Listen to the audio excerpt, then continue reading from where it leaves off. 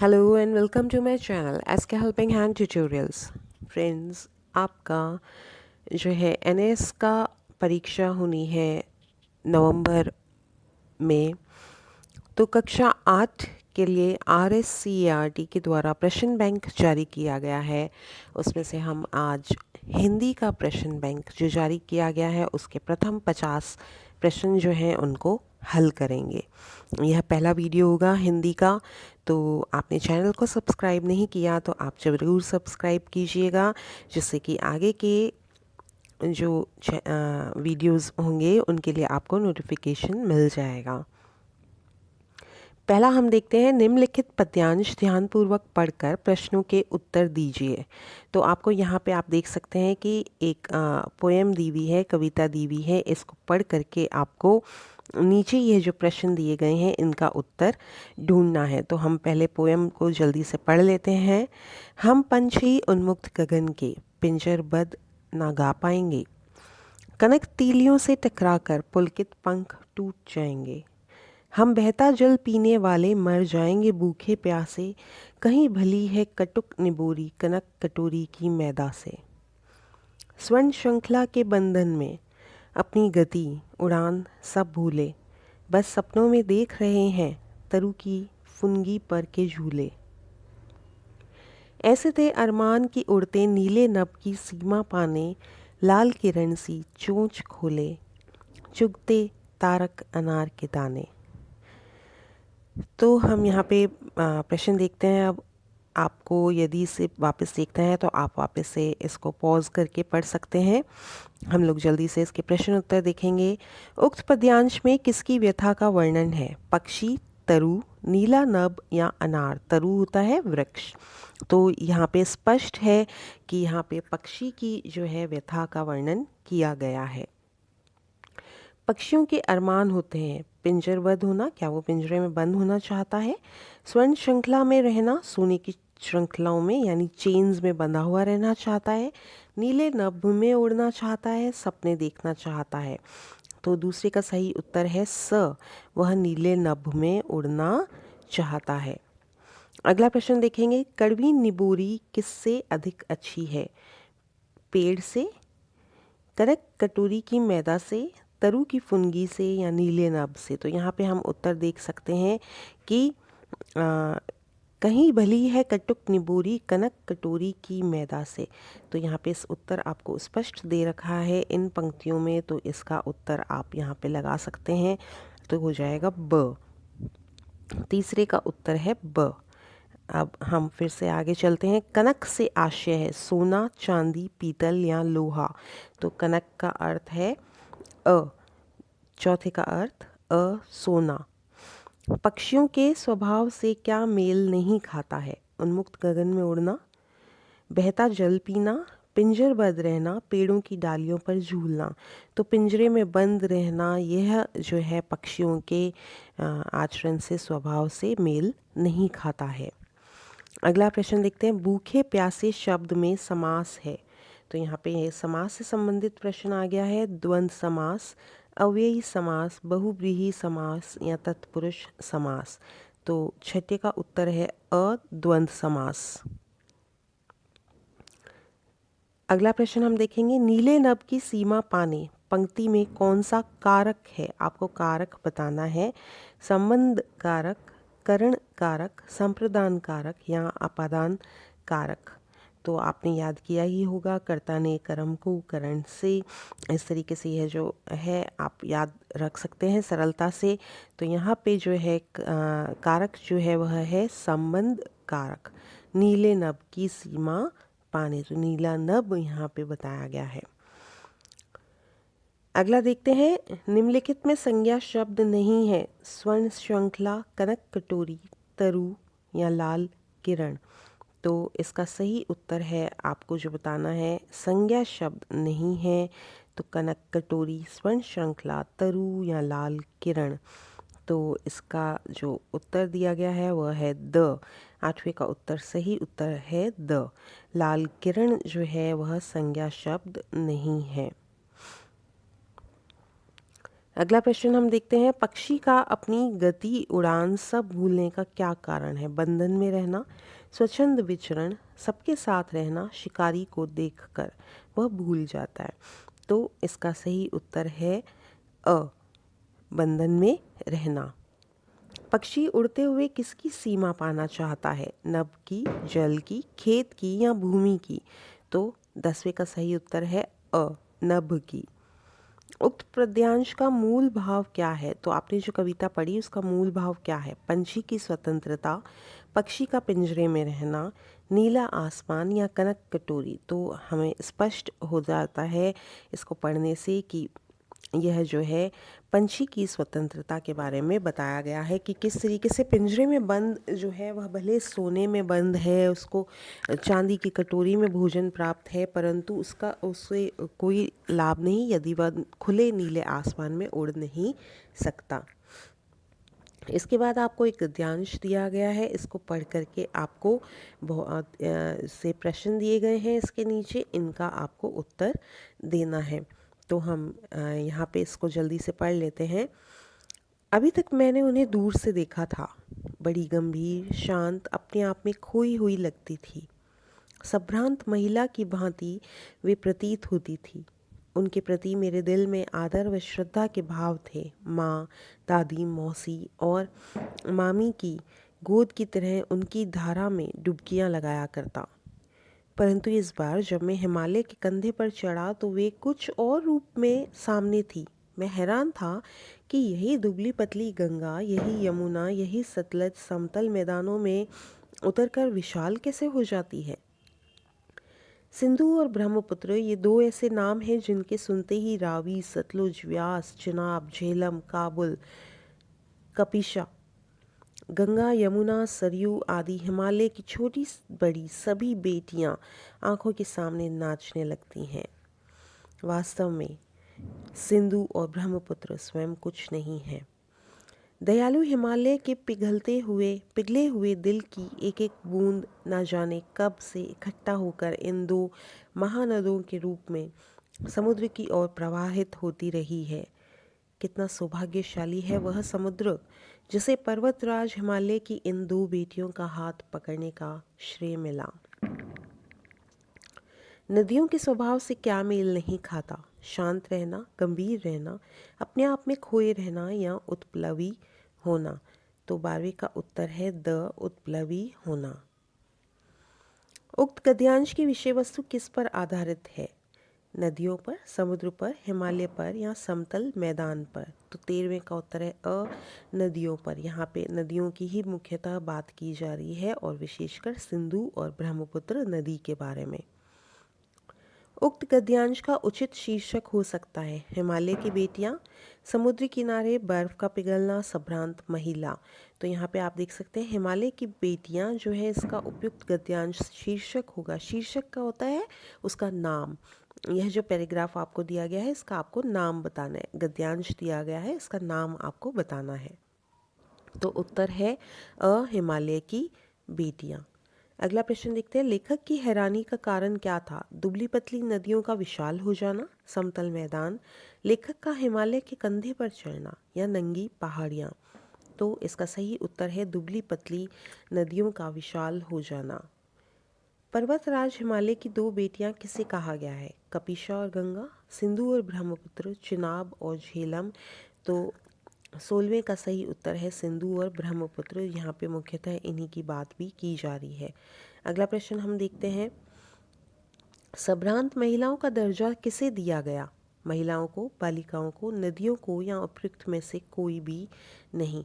तो यहाँ पे नदियों की ही बात की जा रही है और संभ्रांत महिला नदियों को ही कहा गया है इस पैराग्राफ में। हिमालय शब्द का संधि विच्छेद होगा हिम प्लस आल्य, हिमा प्लस आल्य। हम इसको जूम कर देते हैं आपके लिए, आप देख सकते हैं स्पष्ट। हिम प्लस आल्य, हिमा प्लस आल्य, हिम प्लस अले। हिम यहाँ पे म पे हलंत है अर्थात आधा म है ये, और आल्य। तो यहाँ पे इसका सही उत्तर होगा अ, हिम प्लस आल्य, हिमालय। पिघला हुआ दिल किसका बताया है? गंगा का, हिमालय का, ब्रह्मपुत्र का, सिंधु का? तो पिघला हुआ तिल जो है हिमालय का बताया है, क्योंकि उसमें से ही ये नदियाँ बहती हैं। उक्त गद्यांश में किस नदी का वर्णन नहीं किया गया? सरस्वती, यमुना, गंगा या रावी? किस नदी के बारे में बिल्कुल बात नहीं की गई है? तो इसमें सरस्वती नदी के बारे में बात नहीं की गई है। अब यहाँ पे ये पैराग्राफ फिर से दिया गया है, गद्यांश दिया गया है, तो आप इस गद्यांश को पढ़ लेंगे और इन प्रश्नों के उत्तर आपको देने हैं। तो यहाँ पे ये गद्यांश आपके समक्ष उपस्थित है, आप यहाँ से इसको देख सकते हैं।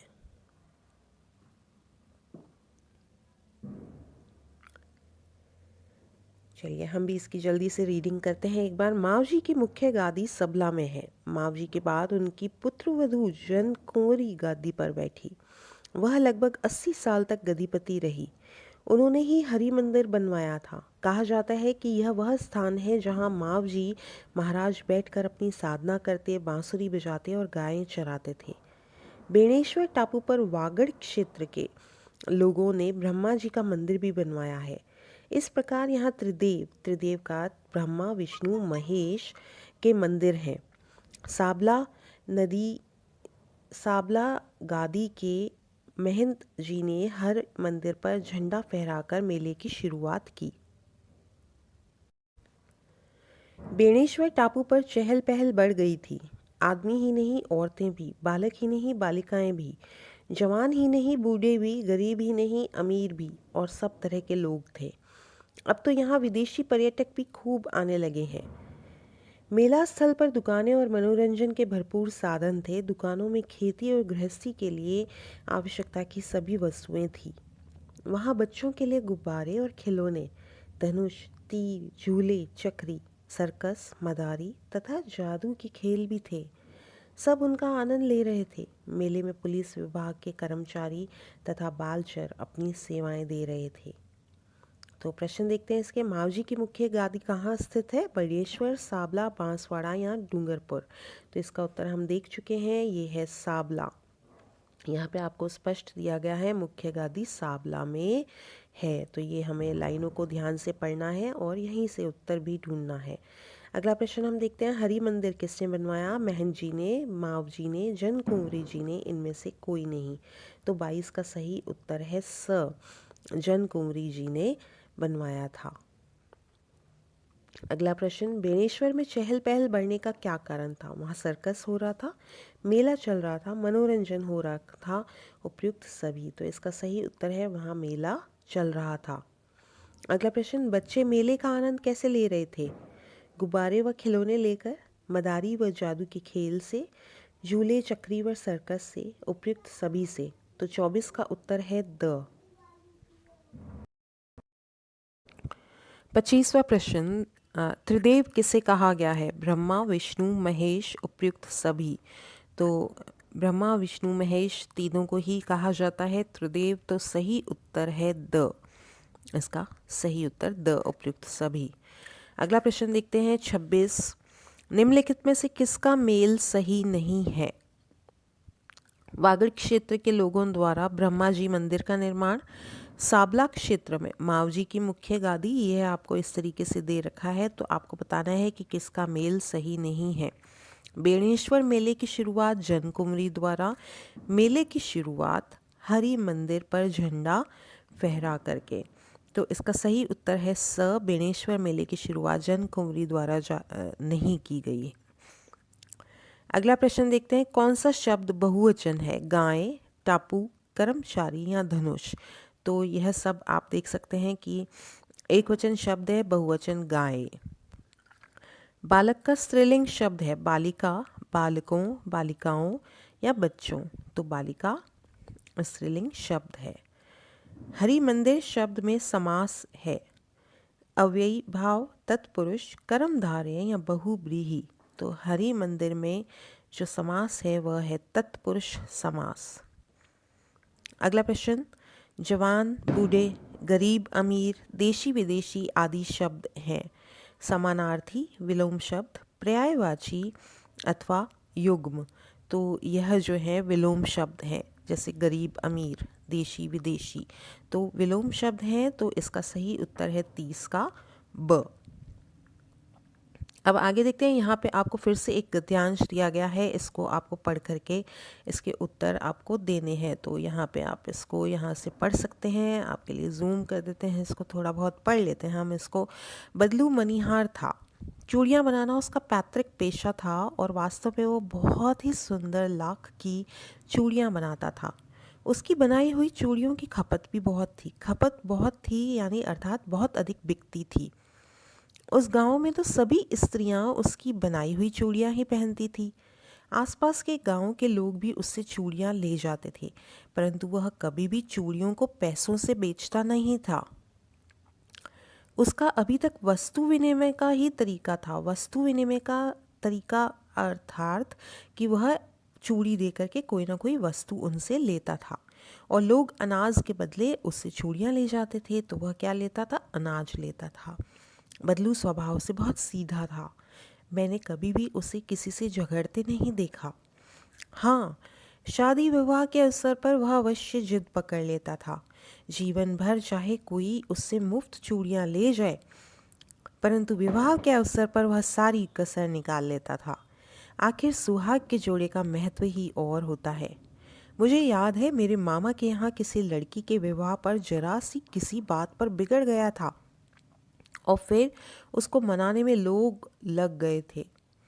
विवाह में इसी जोड़े का मूल्य इतना बढ़ जाता है कि उसके लिए उसकी घरवाली को सारे वस्त्र मिलते, ढेरों अनाज मिलता, उसको अपने लिए पगड़ी मिलती और रुपये जो मिलते सो अलग। यदि संसार में बदलू को किसी बात से चिढ़ थी तो वह थी कांच की चूड़ियों से। तो अब इसके प्रश्न उत्तर हम देखते हैं। बदलू चूड़ियाँ बनाता था कांच की, लाख की, प्लास्टिक की या मेटल की? तो बदलू जो है वह चूड़ियाँ बनाता था लाख की। वस्तु विनिमय से क्या आशय है? वस्तु के बदले रुपए लेना, रुपए के बदले अनाज लेना, अनाज के बदले रुपए लेना, एक वस्तु के बदले दूसरी वस्तु लेना। तो यह आपको मैंने पहले भी बताया। तो वस्तु के बदले दूसरी वस्तु जब हम लेते हैं तो उसे ही वस्तु विनिमय कहा जाता है। तो उत्तर है द। वह चूड़ियों के बदले क्या लेता था? रुपए, वस्तु एवं अनाज, सोना या चांदी? तो वह क्या लेता था? वस्तु और अनाज। तो सही उत्तर आ गया इसका ब। चूड़ी बनाने वाले को कहते हैं रंगरेज, मणिहार, सुनार या लुहार? तो चूड़ी बनाने वाले को कहते हैं मणिहार। ब इसका सही उत्तर है। अगला प्रश्न देखेंगे। सुहाग के जोड़े से आप क्या समझते हैं? वधू के द्वारा, वधू होती है यानी दुल्हन, दुल्हन के द्वारा पहने जाने वाले वस्त्र, जन्म के समय पहने जाने वाले वस्त्र, लड़ते समय पहने जाने वाले वस्त्र या इनमें से कोई नहीं? तो इसका सही उत्तर है वधू अर्थात दुल्हन के द्वारा पहने जाने वाले वस्त्र। बदलू स्वभाव से कैसा व्यक्ति था? झगड़ालू, जिद्दी, सीधा या कठोर? तो कैसा व्यक्ति था? वह था सीधा। यह आपको स्पष्ट उत्तर में दे रखा था यहाँ पे ऊपर कि वह सीधा था। निम्न में से कौन सा क्रिया शब्द नहीं है? क्रिया अर्थात जो काम का होना बताता है। शादी विवाह, मिलना, बनाना, बेचना। तो इनमें से कौन सा नहीं है? अ। आपको शब्द बताना है जो क्रिया नहीं है। आप प्रश्न को ध्यान से पढ़ा कीजिए, तभी आप उत्तर सही लगा पाएंगे। बदलू को विवाह के जोड़े के बदले कौन सी वस्तु नहीं मिलती थी?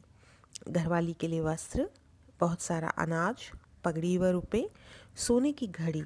तो सोने की घड़ी उसे नहीं मिलती थी। पैतृक शब्द से आशय है नया बनाया हुआ, भाई से प्राप्त, तकनीकी से प्राप्त या पिता से प्राप्त पुश्तैनी। तो पैतृक पिता से जो प्राप्त है वह। तो सही उत्तर है द। संसार शब्द का पर्यायवाची है जग, धरती, चूड़ी या अनाज? संसार शब्द का अर्थ है जग। तो 40 का सही उत्तर है अ। अब यहाँ पे आपको एक पोस्टर दिया गया है रक्तदान शिविर। तो इस तरीके के भी प्रश्न आपके पास आ सकते हैं। कोई भी आपको चित्र दिया जा सकता है, उसको ध्यान से देखना है, हर चीज़ को ध्यान से पढ़ना है और फिर उसके बाद आपको प्रश्नों के उत्तर देने हैं। हम यहाँ देखेंगे मुख्य सूचना क्या दी गई है। तो रक्तदान का शिविर है यह। फिर इसकी दिनांक दी गई है, दिनांक कब से कब तक है? 24 से 27/11। 18 का है ये, और 18 वर्ष से अधिक व्यक्ति जो उम्र के व्यक्ति हैं वो रक्तदान कर सकते हैं। रक्तदान है प्राणी पूजा, इसके जैसा दान न दूजा। रक्तदान करने से नहीं होती शरीर में कमजोरी। तो कुछ लोग यह सोचते हैं कि कमजोरी होती है, ऐसा कुछ भी नहीं है। एक समय में लगभग 300 मिलीलीटर रक्त लिया जाता है। मानव शरीर में लगभग 5 लीटर खून होता है। आपका रक्त ब्लड बैंक में सुरक्षित रहता है। इसके बाद यहाँ पे आपको आयोजक दिया गया है। आयोजक कौन है और प्रायोजक कौन है, तो अब इस आधार पर तो हमने यहाँ पे चित्र देख लिया है। अब आगे प्रश्न देखते हैं। उपयुक्त पोस्टर को ध्यान पूर्वक पढ़कर प्रश्नों के उत्तर दीजिए। पहला प्रश्न है, उपयुक्त पोस्टर में क्या संदेश दिया जा रहा है? रक्तदान, अंगदान, नेत्रदान या देहदान? तो यहाँ पे हमने देखा था कि यह किस प्रकार का शिविर है, रक्तदान शिविर है, ये यहाँ देखा, तो इसका उत्तर हो जाता है अ। अगला प्रश्न देखते हैं, क्या रक्तदान से कमजोरी होती है? हाँ, नहीं, आंशिक, अत्यधिक। तो इसको भी हमने देख लिया था कि रक्तदान से शरीर में कमजोरी नहीं होती, शरीर में कमजोरी नहीं होती, तो नहीं इसका उत्तर है, तो उत्तर हो गया ब। अगला प्रश्न देखेंगे, रक्तदान शिविर के प्रायोजक हैं। तो यहाँ पे आप देख सकते हैं ये आपको आयोजक दिया गया है और ये प्रायोजक दिया गया है मानव सेवा समिति जयपुर। तो अब हम उत्तर की ओर चलते हैं। रक्तदान शिविर के प्रायोजक हैं मानव सेवा समिति, राजकीय उच्च माध्यमिक विद्यालय वीरपुरा, कल्याण सेवा समिति, गौ रक्षा सेवा समिति। तो इसका उत्तर आपको पता चल ही चुका है, मानव सेवा समिति। रक्तदान शिविर का आयोजक है, तो आयोजक कौन है इस शिविर का, ये भी हम देख लेते हैं वापस। आयोजक है राजकीय उच्च प्राथमिक विद्यालय वीरपुरा उदयपुर। ठीक है, तो यहाँ पे हम देखते हैं कहाँ पे दिया हुआ है, राजकीय उच्च माध्यमिक विद्यालय वीरपुरा। यहाँ पे देखिए, अब आपको कंफ्यूज करने के लिए यहाँ पे दो ऑप्शंस इस तरीके के सेम दिए, राजकीय माध्यमिक विद्यालय वीरपुरा और राजकीय उच्च माध्यमिक विद्यालय। तो आप इसको ध्यान से देखेंगे, यह उच्च माध्यमिक विद्यालय है, उच्च माध्यमिक विद्यालय है, तो आपको उच्च माध्यमिक विद्यालय पर जो है उत्तर लगाना है। उत्तर हो जाता है अ, राजकीय उच्च माध्यमिक विद्यालय वीरपुरा। अगला प्रश्न देखते हैं, रक्तदान शिविर कितने दिवसीय रखा गया है? 1 दिवसीय, 2 दिवसीय, 3 दिवसीय अथवा 4 दिवसीय। तो यहाँ पे आप तारीख देख सकते हैं इसकी, कब से कब तक था, ये था 24 तारीख से 27। तो 24, 25, 26 और 27, अर्थात कितने दिन हो गए स्टूडेंट्स? 4 दिन। तो यह जो है 45 का उत्तर है 4 दिवसीय, उत्तर हो जाएगा द। इस तरीके से आपको जो है थोड़ा सा कॉमन सेंस के भी प्रश्न यहाँ पे पूछे जाएंगे। तो कितने दिवसीय है, दिवस नहीं दिए गए, वहाँ पे तारीख दी गई है, तो आपको खुद से दिन गिनने हैं। उपयुक्त बैनर में डॉक्टर्स की संख्या है 2, 3, 4 या 1। तो अब यहाँ पे आप फिर से देखिए डॉक्टर्स की संख्या कितनी है। यहाँ पे हमें जो दिया गया है, इसके अंदर 18 वर्ष से अधिक उम्र के स्वस्थ व्यक्ति रक्तदान करें। यहाँ पे हमें डॉक्टर्स की संख्या नहीं दी गई है, और यदि हम चित्र को देखें तो यहाँ पे 2 दी गई है। ठीक है, तो अब हम अपने उत्तर ऑप्शंस की तरफ चलते हैं वापस। उपयुक्त बैनर में डॉक्टर्स की संख्या है 2, 3, 4 या 1। तो 2 ही है चित्र के अनुसार, तो 2 हम यहाँ पे लिख देंगे। तो 46 का उत्तर है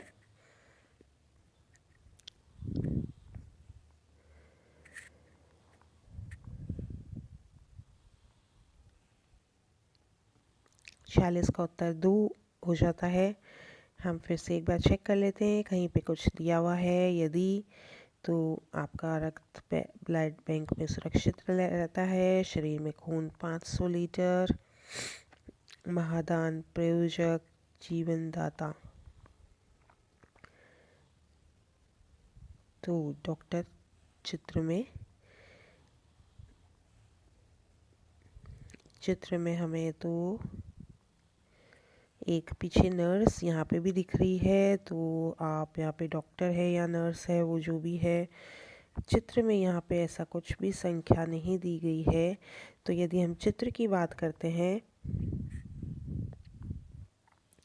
तो चित्र के अनुसार हमें 3 जने दिख रहे हैं, एक जना बहुत ही कम दिख रहा है, तो उसको भी हमें लेना ही होगा।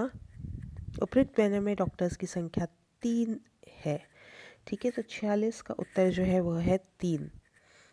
अगला प्रश्न देखते हैं, उपयुक्त बैनर में कितने व्यक्ति रक्तदान कर रहे हैं, 1, 2, 3 या 4। तो यहाँ पे हम चित्र में स्पष्ट दिख रहा है 2 ही व्यक्ति रक्तदान कर रहे हैं, तो उत्तर हो गया ब।